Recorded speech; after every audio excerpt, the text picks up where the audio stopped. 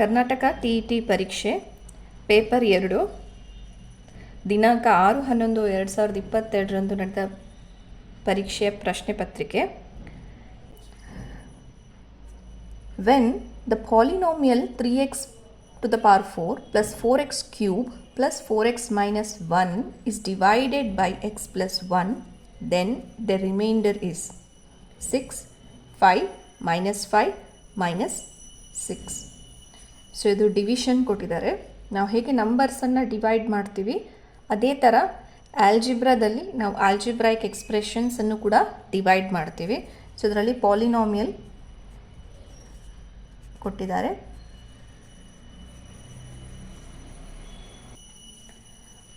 ಪಾಲಿನಾಮಿಯಲಲ್ಲಿ ಇದು 4th degree ಇದೆ. So highest degree polynomial ಇದ್ದು 4. ಸೊ ನಾವು ಡಿಗ್ರಿ ಆಫ್ ಪಾಲಿನಾಮಿಯಲ್ 4 ಅಂತ ಕರಿತೀವಿ.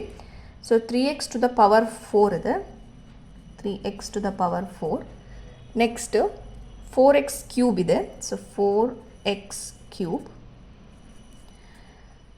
ಇಲ್ಲಿ x ಸ್ಕ್ವೇರ್ ಟರ್ಮ್ ಮಿಸ್ ಆಗಿದೆ. ಸೊ ನಾವು ಅದನ್ನು ಬರ್ಕೊಳ್ಳೋಣ. 0x square plus next x term 4. ಲಾಸ್ಟಿಗೆ ಕಾನ್ಸ್ಟೆಂಟ್ ಇದೆ -1. ಸೊ ಡಿಗ್ರಿ 4 ಪಾಲಿನಾಮಿಯಲ್ ಕೊಟ್ಟಿದ್ದಾರೆ. ಸೊ ಇದೀಗ ಡಿವೈಡ್ ಮಾಡಬೇಕು. ಯಾವುದರಿಂದ ಡಿವೈಡ್ ಮಾಡಬೇಕಂದ್ರೆ x ಪ್ಲಸ್ 1ಇಂದ ಡಿವೈಡ್ ಮಾಡಬೇಕು. ಸೊ x ಪ್ಲಸ್ 1 ಕೂಡ ಒಂದು ಪಾಲಿನಾಮಿಯಲ್ ಆಗುತ್ತೆ. ಸೊ ಅದರ ಡಿಗ್ರಿ 1 ಆಗುತ್ತೆ. Because x to the power 1 ಇರೋದ್ರಿಂದ ಡಿಗ್ರಿ 1 ಆಗುತ್ತೆ. ಸೊ ನಮಗೆ ಡಿವೈಸರ್ ಯಾವ್ದು ಕೊಟ್ಟಿದ್ದಾರೆ ಅಂತಂದರೆ x plus 1. So x plus 1ಇಂದ ನಾವು ಡಿವೈಡ್ ಮಾಡ್ಕೊಳ್ಬೇಕು. ಸೊ ಈ ಕಡೆ x ಪ್ಲಸ್ 1 ಬರ್ಕೊಳ್ಳೋಣ. 3x to the power 4 plus 4x cube plus 0 into x square plus 4x minus 1. So ಈಗ ನಾವು ಡಿವೈಡ್ ಮಾಡಲಿಕ್ಕೆ ಎಕ್ಸ್ ಇಂಟು ಯಾವ ಮಲ್ಟಿಪ್ಲೈ ಮಾಡಿದರೆ ನಮ್ಗೆ ಇಲ್ಲಿ ಬರ್ತಕ್ಕಂತಹ ಕ್ವಾಂಟಿಟಿ ಇದನ್ನು ಡಿಲೀಟ್ ಮಾಡಬೇಕು. ಸೊ 4th ಡಿಗ್ರಿ ಡಿಲೀಟ್ ಆಗಬೇಕು. ಸೊ 4th ಡಿಗ್ರಿ ಡಿಲೀಟ್ ಆಗಬೇಕಾದ್ರೆ ನಾವು ಎಕ್ಸ್ ಕ್ಯೂಬ್ ಜೊತೆ ಮಲ್ಟಿಪ್ಲೈ ಮಾಡಬೇಕು. So x into X cube X power 4 ಆಗುತ್ತೆ. ಸೊ 3 ಕೂಡ ಕ್ಯಾನ್ಸಲ್ ಆಗಬೇಕಾಗಿರೋದ್ರಿಂದ 3 ಜೊತೆ ಮಲ್ಟಿಪ್ಲೈ ಮಾಡೋಣ. 3x to the power 4 plus 3x cube into 1 3x cube. So ಇದೆರಡನ್ನು ನಾವು ಸಬ್ಟ್ರ್ಯಾಕ್ಟ್ ಮಾಡಿಕೊಂಡಾಗ ಪ್ಲಸ್ ಇರೋದು ಮೈನಸ್ ಆಗುತ್ತೆ, ಇಲ್ಲಿ ಪ್ಲಸ್ ಇರೋವಂಥದ್ದು ಮೈನಸ್ ಆಗುತ್ತೆ. ಸೊ ಇದು ನ್ಯೂಟ್ರಲೈಸ್ ಆಗುತ್ತೆ. ಇಲ್ಲಿ ಉಳಿದಿರೋವಂಥದ್ದು ಎಕ್ಸ್ ಕ್ಯೂಬ್. ನೆಕ್ಸ್ಟ್ ಉಳಿದಿರೋ ಟರ್ಮ್ಸನ್ನು ಬರ್ಕೊಳ್ಳೋಣ. 4x minus 1. So degree 4 cancel ಆಯಿತು. ಈಗ ಡಿಗ್ರಿ 3 ಕ್ಯಾನ್ಸಲ್ ಮಾಡಲಿಕ್ಕೆ ಯಾವ ಟರ್ಮ್ ಜೊತೆ ನಾವು ಮಲ್ಟಿಪ್ಲೈ ಮಾಡಬೇಕು? ಸೊ ಎಕ್ಸ್ ಇದೆ ಆಲ್ರೆಡಿ. ಸೊ ಎಕ್ಸ್ ಸ್ಕ್ವೇರ್ ಜೊತೆ ಮಲ್ಟಿಪ್ಲೈ ಮಾಡೋಣ. So x into x square x cube ಆಗುತ್ತೆ. X square into 1 x square. So ಇದೆರಡನ್ನು ಸಬ್ಟ್ರಾಕ್ಷನ್ ಮಾಡ್ಕೊಳ್ಳೋಣ. ಸಬ್ಟ್ರ್ಯಾಕ್ಟ್ ಮಾಡಿಕೊಂಡಾಗ ಇಲ್ಲಿ ಇದರದ್ದು ಸೈನ್ ಎಲ್ಲ ಚೇಂಜ್ ಆಗುತ್ತೆ. ಇದು ಪಾಸಿಟಿವ್ ಇರೋದ್ರಿಂದ ಇದು ನೆಗೆಟಿವ್ ಆಗುತ್ತೆ, ಇದು ಪಾಸಿಟಿವ್ ಇರೋದ್ರಿಂದ ನೆಗೆಟಿವ್ ಆಗುತ್ತೆ. ಸೊ ಇದು ನ್ಯೂಟ್ರಲೈಸ್ ಆಗುತ್ತೆ. Plus X cube minus X cube neutralise ಆಗುತ್ತೆ. ಸೊ ಇಲ್ಲಿ 0x square minus X square ಬಂದು ಮೈನಸ್ ಎಕ್ಸ್ ಸ್ಕ್ವೇರ್ ರಿಮೇನ್ ಆಗುತ್ತೆ ಪ್ಲಸ್ 4x ಮೈನಸ್ 1. ಸೊ ಇಲ್ಲಿ ನಮಗೆ ಮೈನಸ್ ಎಕ್ಸ್ ಸ್ಕ್ವೇರ್ ಕ್ಯಾನ್ಸಲ್ ಆಗಬೇಕು. ಸೊ ನಾವು ಇದನ್ನು ಮೈನಸ್ ಎಕ್ಸ್ ಜೊತೆ ಮಲ್ಟಿಪ್ಲೈ ಮಾಡಿದರೆ minus X square minus X. So ಇದೆರಡು ಸಬ್ಟ್ರ್ಯಾಕ್ಟ್ ಮಾಡಿದಾಗ ಮೈನಸ್ ಇರೋದು ಪ್ಲಸ್ಸಿಗೆ ಚೇಂಜ್ ಆಗುತ್ತೆ. ಸೊ ಇದು ಕೂಡ ಪ್ಲಸ್ಸಿಗೆ ಚೇಂಜ್ ಆಗುತ್ತೆ. ಸೊ ಇದು ನ್ಯೂಟ್ರಲೈಸ್ ಆಗುತ್ತೆ. ಉಳ್ಕೊಳ್ಳೋ ಅಂಥದ್ದು 5x ಮೈನಸ್ 1. ಸೊ ನೆಕ್ಸ್ಟ್ ಇದನ್ನು 5 ಜೊತೆ ಮಲ್ಟಿಪ್ಲೈ ಮಾಡಿದರೆ 5 into x is 5x plus 5.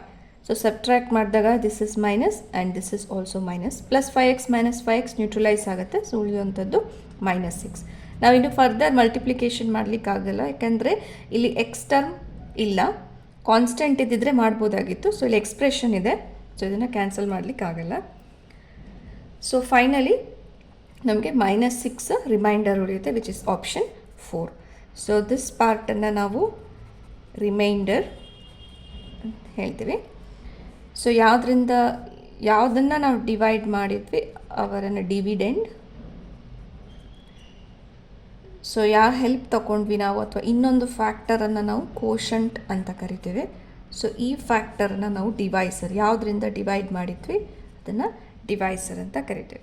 So purpose ಏನಂತ ಹೇಳಿದರೆ ಒಂದೊಂದು ಡಿಗ್ರಿಯನ್ನು ಲೆಸ್ ಮಾಡ್ತಾ ಹೋದಷ್ಟು ನಮಗೆ ಫೈನಲಿ ಸಿಗುವಂಥ ಆನ್ಸರು ಇಲ್ಲಿ -6.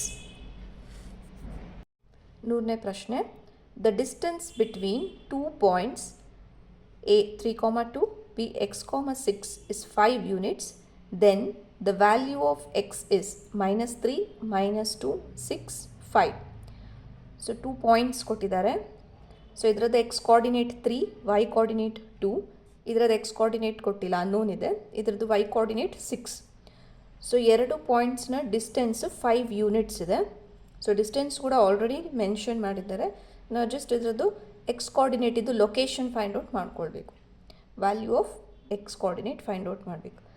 ಸೊ ನಾವು ಇದನ್ನು ಡಿಸ್ಟೆನ್ಸ್ ಫಾರ್ಮುಲಾ ಅಪ್ಲೈ ಮಾಡೋಣ.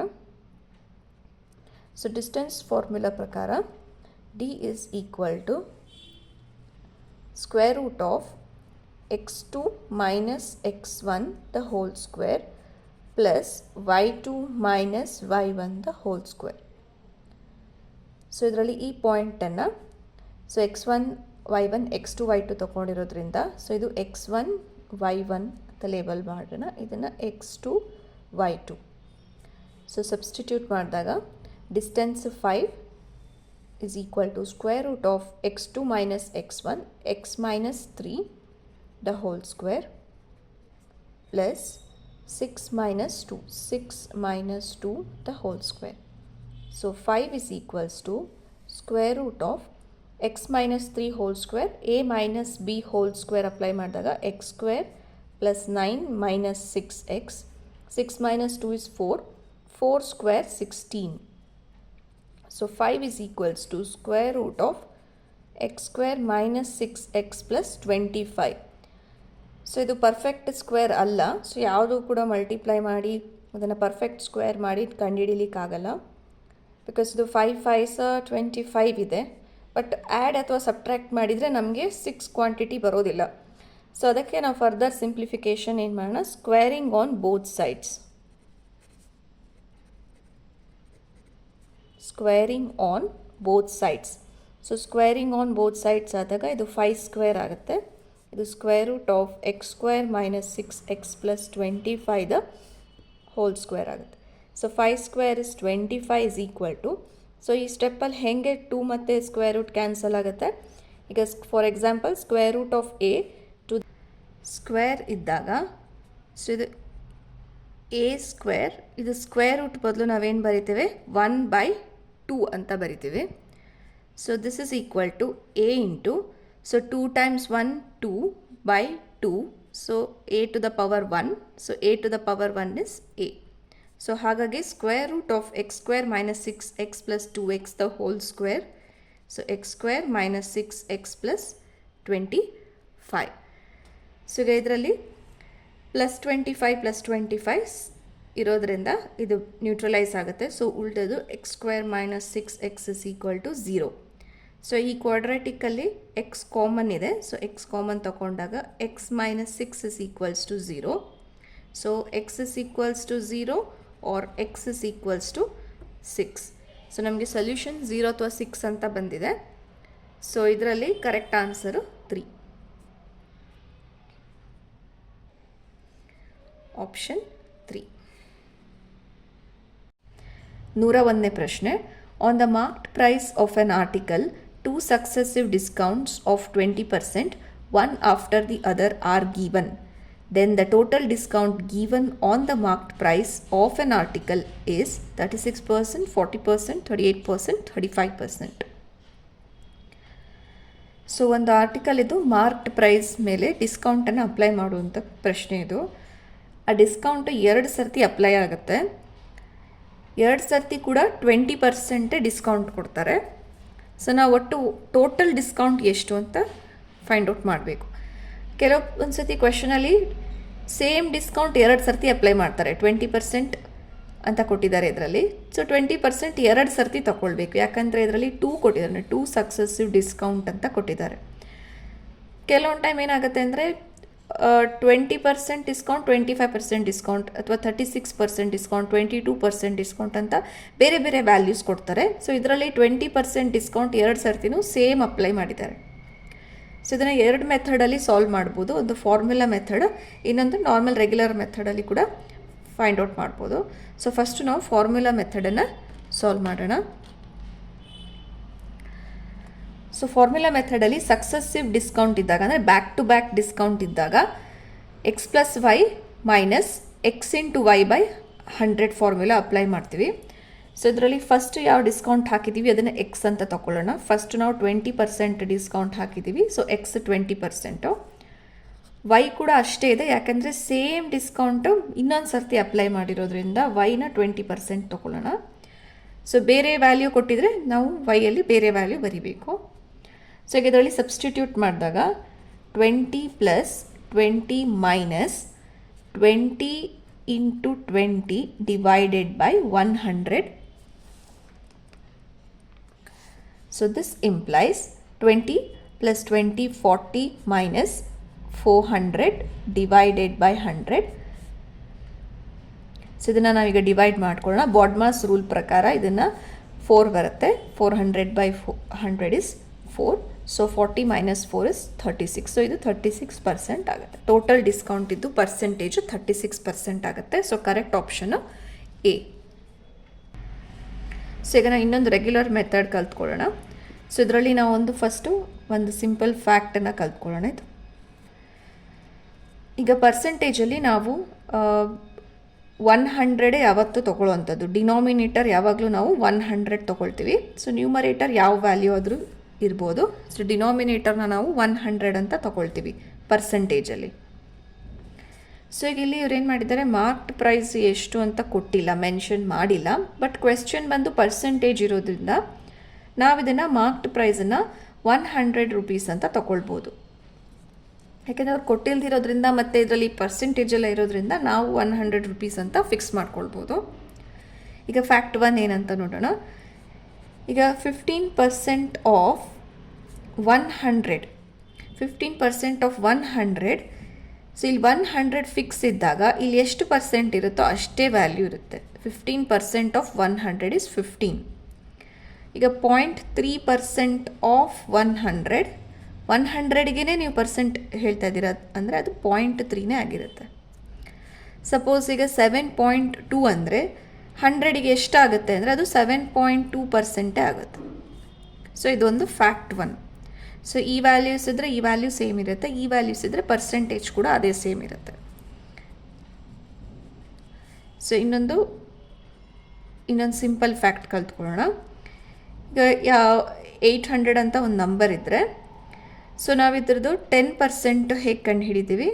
10% ನಾವು ಒಂದು ಡೆಸಿಮಲ್ನ ಶಿಫ್ಟ್ ಮಾಡ್ತೀವಿ, ಲೆಫ್ಟ್ ಸೈಡ್ ಶಿಫ್ಟ್ ಮಾಡ್ತೀವಿ. ಸೊ ಈಗ ಒಂದು ಡೆಸಿಮಲ್ ಶಿಫ್ಟ್ ಮಾಡಿದ್ರೆ ಇದು 80 ಆಗುತ್ತೆ.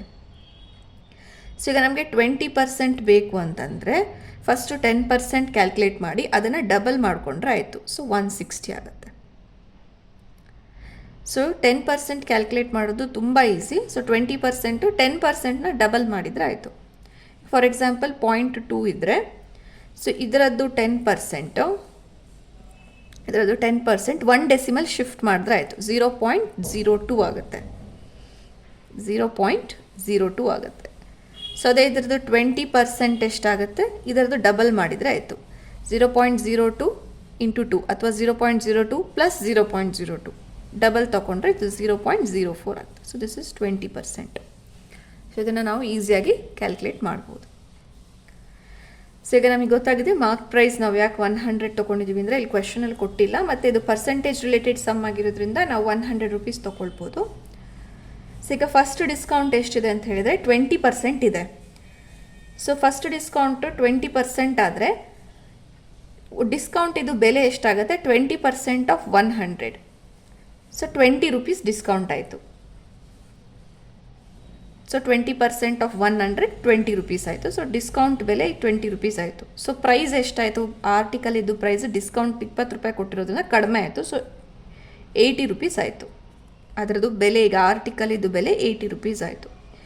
ಈಗ ಇನ್ನೊಂದು ಸತಿ ಡಿಸ್ಕೌಂಟ್ ಹಾಕ್ತಾ ಇದ್ದಾರೆ, ಅದು ಕೂಡ 20% ಹಾಕ್ತಾ ಇದ್ದಾರೆ.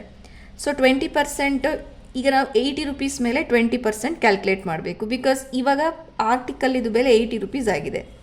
ಸೊ ಇದರದ್ದೇ 20% ಎಷ್ಟಾಗುತ್ತೆ, 80. 10% 8 ಆಗುತ್ತೆ. 20% ಇದರದ್ದು ಡಬಲ್ ಮಾಡಿದರೆ ಆಯಿತು 16. ಸೊ 16 ರೂಪೀಸ್ ಆಗುತ್ತೆ. ಸೊ ಹಾಗಾದರೆ ಆರ್ಟಿಕಲ್ ಬೆಲೆ ಎಷ್ಟಾಯಿತು, 64 ರೂಪೀಸ್ ಆಯಿತು. ಸೊ 100 ರೂಪಾಯಿ ಇದ್ದಿದ್ದು 80 ರೂಪೀಸ್ ಆಯಿತು. 80 ರೂಪೀಸ್ ಆದಮೇಲೆ ಮತ್ತೆ ಈಗ ಅದು 64 ರೂಪೀಸ್ ಆಯಿತು. ಸೊ 100 ರೂಪಾಯಿದ್ದ ಆರ್ಟಿಕಲ್ಲು 64 ರೂಪಾಯಿ ಆಗಿದೆ ಒಟ್ಟು. ಅಂದರೆ ನಮಗೆ ಅವರು 36 ರೂಪಾಯಿ ಕಡಿಮೆ ಮಾಡಿದ್ದಾರೆ ಅಂತಾಯಿತು. ಸೊ ಇದು ಡಿಸ್ಕೌಂಟ್ ಕೊಟ್ಟಿದ್ದಾರೆ ಅಂತಾಯಿತು. ಇಷ್ಟು 36 ರೂಪಾಯಿ ಡಿಸ್ಕೌಂಟ್ ಕೊಟ್ಟಿದ್ದಾರೆ. ಸೊ ಈ ಡಿಸ್ಕೌಂಟ್ 36 ರುಪೀಸ್ ಆದರೆ ಇದರದ್ದು ನಾವು ಪರ್ಸೆಂಟೇಜಲ್ಲಿ ಎಷ್ಟಾಗುತ್ತೆ, ಇದು 100 ರುಪೀಸ್ಗೆ ಕ್ಯಾಲ್ಕುಲೇಟ್ ಮಾಡಿರೋದ್ರಿಂದ 36 ರುಪೀಸ್ 100ಗೆ ಎಷ್ಟು ಪರ್ಸೆಂಟ್ ಆಗುತ್ತೆ ಅಂತಂದರೆ 36% ಆಗುತ್ತೆ. So 36% of 100 is 36.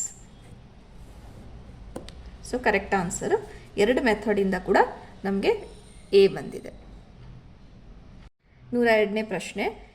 In triangle A B C DE is parallel to BC, AD is equal to 1.5 centimeters, AB is equal to 4.5 centimeters and AE is equals to 1 centimeter. Then the length of EC is 3 centimeter, 2 centimeter, 6 centimeter, 4 centimeters. So ಈ triangle A B C ಕೊಟ್ಟಿದ್ದಾರೆ. So ಅದರಲ್ಲಿ DE is parallel to BC. So ಒಂದು ಬೇಸಿಗೆ ಒಂದು line parallel ಇದೆ. So ಇದು base, ಈ ಲೈನಿಗೆ ಒಂದು ಪ್ಯಾರಲಲ್ ಲೈನ್ ಕೊಟ್ಟಿದ್ದಾರೆ. ಸೊ ಅದರಲ್ಲಿ AD 1.5 ಸೆಂಟಿಮೀಟರ್ಸ್ ಇದೆ, ಟೋಟಲ್ AB 4.5 ಸೆಂಟಿಮೀಟರ್ಸ್ ಇದೆ, ಎ ಇದು ಲೆಂತ್ 1 ಸೆಂಟಿಮೀಟರ್ ಇದೆ. ನಾವು ಇದು ಲೆಂತ್ ಎಷ್ಟು ಅಂತ ಫೈಂಡ್ ಔಟ್ ಮಾಡಬೇಕು. ಸೊ ಈಗ ಇದರಲ್ಲಿ ಪ್ಯಾರಲಲ್ ಅಂತ ಒಂದು ವರ್ಡ್ ಬಂದಾಗ ನಮಗೆ ಯಾವುದೇ ಥರದ ರಿಲೇಟೆಡ್ ಆಗಿರುವ ಥಿಯರಮ್ಸು ಪ್ರಾಪರ್ಟೀಸನ್ನು ಕಲ್ತ್ಕೊಂಡ್ರೆ ತುಂಬ ಈಸಿ ಆಗುತ್ತೆ. ಸೊ ಇದರಲ್ಲಿ 2 ಪ್ರಾಪರ್ಟೀಸ್ ಇದೆ. ಒಂದು ಪ್ಯಾರಲಲ್ ಅಂತ ಹೇಳ್ತಾ ಇದ್ದಾರೆ, ಇನ್ನೊಂದು ಟ್ರಯಾಂಗಲ್ ಅಂತ ಕ್ಲೂ ಕೊಟ್ಟಿದ್ದಾರೆ. ಸೊ ಪ್ಯಾರಲಲ್ ಮತ್ತು ಟ್ರಯಾಂಗಲ್ ಇದ್ದಾಗ ನಾವು ಟ್ರಯಾಂಗಲ್ ಪ್ರಪೋರ್ಷನಾಲಿಟಿ ಥಿಯರಮನ್ನು ಅಪ್ಲೈ ಮಾಡ್ಬೋದು. ಸೊ ಈ ಟ್ರಯಾಂಗಲ್ ಪ್ರಪೋರ್ಷನಾಲಿಟಿ ಥಿಯರಮ್ ಹೇಗೆ ಸ್ಟೇಟ್ ಮಾಡುತ್ತೆ ಅಂದರೆ, ಸೊ ಈಗ ನಾವು ಒಂದು ಟ್ರಯಾಂಗಲ್ ತೊಗೊಂಡಿದ್ದೀವಿ ಇದರಲ್ಲಿ. ಸೊ ಈ ಟ್ರಯಾಂಗಲಲ್ಲಿ ಇದಕ್ಕೆ ಪ್ಯಾರಲಲ್ ಆಗಿ ಇಲ್ಲೊಂದು ಲೈನ್ ಇದೆ. ಈ ಥರ ಸಿಚುವೇಶನ್ ಇದ್ದಾಗ, ಸೊ ನೋಡಿ QT is parallel to RS ಇದ್ದಾಗ PQ by QR, PQ by QR is equal to PT by TS. So length ಬೇರೆ ಬೇರೆ ಇದ್ದರೂ ಕೂಡ ಡಿವೈಡ್ ಮಾಡಿದ ಮೇಲೆ ಎರಡರದ್ದು ವ್ಯಾಲ್ಯೂ ಈಕ್ವಲ್ ಇರುತ್ತೆ ಅಂತ. ಸೊ PQ ಏನಾದರೂ ಇರ್ಬೋದು, QR ಸಹ ಯಾವುದೇ ವ್ಯಾಲ್ಯೂ ಇರ್ಬೋದು, ಅಥವಾ PT ಅಥವಾ TS ವ್ಯಾಲ್ಯೂ ಇದ್ದರೂ ಕೂಡ ಅವ್ರ ಮಧ್ಯದಲ್ಲಿ ಒಂದು ಪ್ರಪೋರ್ಷನ್ ಇರುತ್ತೆ. ಕ್ವಾಂಟಿಟಿ ಡಿವೈಡ್ ಮಾಡಿದ ಮೇಲೆ ಸೇಮ್ ಆನ್ಸರ್ ಬರುತ್ತೆ. ಸೊ PQನ QR ಡಿವೈಡ್ ಮಾಡಿದರೆ ಬರುವ ವ್ಯಾಲ್ಯೂ PTನ TSನ ಡಿವೈಡ್ ಮಾಡಿದರೆ ಬರುವ ವ್ಯಾಲ್ಯೂ ಸೇಮ್ ಇರುತ್ತೆ. ಸೊ ಈ ಥರ ಇದ್ದಾಗ ನಾವು ಪ್ರಪೋರ್ಷನ್ ಅಂತ ಕರಿತೀವಿ. ಸೊ ಈ ಪ್ರಪೋರ್ಷನಾಲಿಟಿ ಥಿಯರಮ್ ಯಾವಾಗ ಅಪ್ಲೈ ಮಾಡ್ಬೋದು ಅಂದರೆ only when it is parallel. ಸುಮ್ಮನೆ ರ್ಯಾಂಡಮ್ ಆಗಿ ಯಾವುದೋ ಒಂದು ಲೈನ್ ಇದ್ದಾಗ ಪ್ರಪೋರ್ಷನಾಲಿಟಿ ಥಿಯರಮ್ ಅಪ್ಲೈ ಮಾಡಲಿಕ್ಕಾಗಲ್ಲ. ಸೊ ಹಾಗಾಗಿ ಇಲ್ಲಿ ವೆರಿ ಇಂಪಾರ್ಟೆಂಟ್ ಯಾವುದು ಅಂತಂದರೆ ಪ್ಯಾರಲಲ್. ಸೊ ಓನ್ಲಿ ಪ್ಯಾರಲಲ್ ಇದ್ದಾಗ ನಾವು ಟ್ರಯಾಂಗಲ್ ಪ್ರಪೋರ್ಷನಾಲಿಟಿ ಥಿಯರಮನ್ನು ಅಪ್ಲೈ ಮಾಡ್ಬೋದು. ಸೊ ಇಲ್ಲಿ ಅಪ್ಲೈ ಮಾಡೋಣ. So AD divided by DB is equal to AE divided by EC. So ನೋಡಿ ಇಲ್ಲಿ 1.5 ಇದೆ, ಇಲ್ಲಿ 1 ಇದೆ. ಸೊ ಇದೆರಡು ಸೇಮ್ ಇರಬೇಕು ಅಂತಿಲ್ಲ, ಬಟ್ ಇದೂ ಕೂಡ ಸೇಮ್ ಇರಬೇಕು ಅಂತಿಲ್ಲ. ಬಟ್ ಡಿವೈಡ್ ಮಾಡಿದಾಗ ಅದರ ರೇಷಿಯೋ ಏನಿರುತ್ತೆ ಅದು ಸೇಮ್ ಇರುತ್ತೆ. ಸೊ ಈಗ ನಮಗೆ AD ಗೊತ್ತಿದೆ 1.5 ಸೆಂಟಿಮೀಟರ್ಸ್ ಅಂತ. ಸೊ DB ವ್ಯಾಲ್ಯೂ ಕೊಟ್ಟಿಲ್ಲ, ಬಟ್ ಕ್ಲೂ ಏನಂತಂದರೆ ABದು ಲೆಂತ್ 4.5 ಇದೆ. ಸೊ ಇದು 1.5 ಇದ್ದಾಗ ಸೊ ಇದನ್ನು ಸಬ್ಟ್ರಾಕ್ಟ್ ಮಾಡಿಕೊಂಡ್ರೆ ಆಯಿತು. ಸೊ ಫುಲ್ 4.5ಇಂದ 1.5 ಡಿಲೀಟ್ ಮಾಡಬೇಕು. ಸೊ ಆಗ ನಮಗೆ ಬರುವಂಥ ಆನ್ಸರು 3 ಸೆಂಟಿಮೀಟರ್ಸ್. ಸೊ ಇದ್ರ ಬೆಲೆ 3 ಇರುತ್ತೆ. ಇಸ್ ಈಕ್ವಲ್ ಟು AEದು ವ್ಯಾಲ್ಯೂ 1 ಅಂತ ಕೊಟ್ಟಿದ್ದಾರೆ. ಸೊ EC ಎಷ್ಟು ಅಂತ ಫೈಂಡ್ ಔಟ್ ಮಾಡಬೇಕು. So 1.5 EC is equals to 3 divided by 1.5. So EC is equal to, so multiply by 10 ಮಾಡಿದಾಗ 3 times 10 30, 1.5 into 10 15. So EC is equal to 2 centimeters.